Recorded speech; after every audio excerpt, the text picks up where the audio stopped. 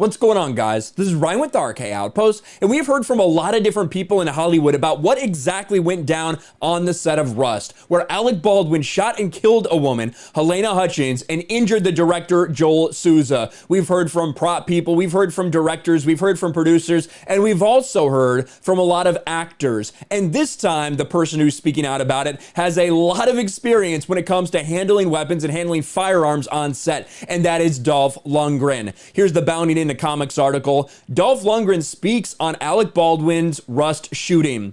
It's a serious business having real firearms on a film set. And he seemed kind of bewildered that this thing even happened. And that's saying something, considering how much experience he does have with weapons in action movies, things like this.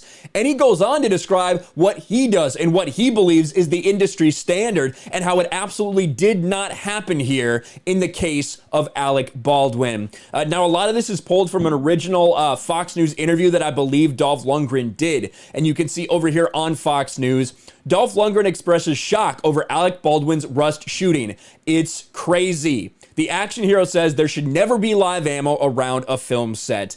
And this was 6 days ago. So again, thank you to Bounding In Comics for actually doing this, or else I don't think I would have seen it. And I've been kind of keyed in on Alec Baldwin news, so that's saying something.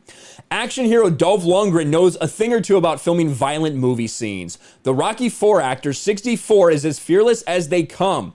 But even he was stunned to learn about the fatal shooting that occurred on the set of Alec Baldwin's Rust last month, killing cinematographer Helena Hutchins and injuring Joel Souza.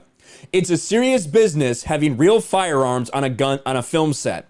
Usually an armorer, they're very serious people and they're very committed and the guns are checked. Now that there has to be talking specifically about Hannah Gutierrez-Reed. She has been the focal point of a lot of this investigation, obviously. The 24-year-old armorer who had the TikTok, who looked like she had an OnlyFans, who was far more interested in that than she seemed to be about weapon safety, had a lot of previous issues with safety, not only on this set, but also on the film she worked previously. Definitely should not have been in that position, but it's not just her that's the problem. Alec Baldwin obviously was the last person that had this in his hand. He's the one that fired the shot. He's the one that killed a woman. So even though there is blame to go on the armor and the assistant director who handed the gun to Alec, a lot of the blame has to fall on Alec Baldwin himself, who also is a producer on this movie and in charge of hiring all these different people. Lundgren pointed out it's been 35 years since he attempted to wrap his mind around a similar tragedy. His former co-star, Brandon Lee, the son of martial arts legend Bruce Lee, which we've talked a lot about in the course of this entire investigation,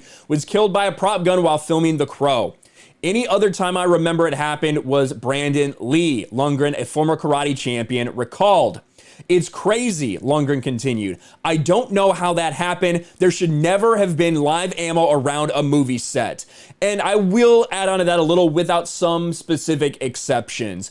We actually have talked a little bit about those exceptions. They're few and far between for reasons why live ammo would be on a set. But there have been a couple cases where they have used real ammo, whether it's for effects, whether it's for things like that during movies before, but doesn't happen super often. When it does, there is an extremely rigorous process that goes on to maintain control of that. In fact, one specific movie, Act of Valor, this is back from 2012, a Screen Rant article from 2012, new Act of Valor live ammo featurette, and it actually talked and explained about how and why they used live rounds as opposed to traditional blanks for this movie. Now, obviously, this is made with Navy SEALs involved, actual Navy SEALs, so a little bit different than just handing it to someone like Alec Baldwin. Lundgren is no stranger to making fighter shootout scenes appear real. In fact, he once punched his Rocky IV co-star so hard it landed him in the hospital. Still, if his successful career has taught him anything thus far, it's that there are several protocols taken to ensure safety is a top priority. And listen to this. This is what we've heard from a lot of people, including George Clooney, who slammed Alec Baldwin. I used to do a couple dry fires into the ground before I use it.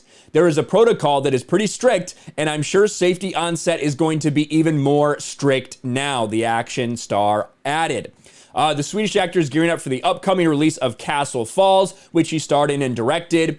He says he opted to use special effects for scenes involving weapons. You can do CGI flashes and animate the shells coming out. All the multi-flashes and all the shells kicked out of guns, that's done on a computer. But some movies, I think the one Alec Baldwin did was a period piece, so they used revolvers. That's probably why they opted for using blanks. And obviously, we know the rest of the story. We know how that ended up happening with Alec Baldwin. But yet another person in Hollywood, a very experienced person in Hollywood, coming out and saying, how did this happen? This should not have happened. Here's what people like me and others do when we have something in our hands, Alec Baldwin. Why didn't you do the same exact thing? And that's where we're left with so many people asking that same exact question out of Alec Baldwin and the rest of the people on the set of Rust. Let me know what you think about all this in the comments below. Smash the like button, subscribe to the channel, ring the bell for notifications, share this video out there, and I'll talk to you later. Thanks for watching, everyone, and a huge shout out to my patrons. I appreciate you guys so much. Want to follow me on Twitter or Instagram? Check out the description below. You'll find links to my PO box and my Patreon as well. And I'll talk to you guys later.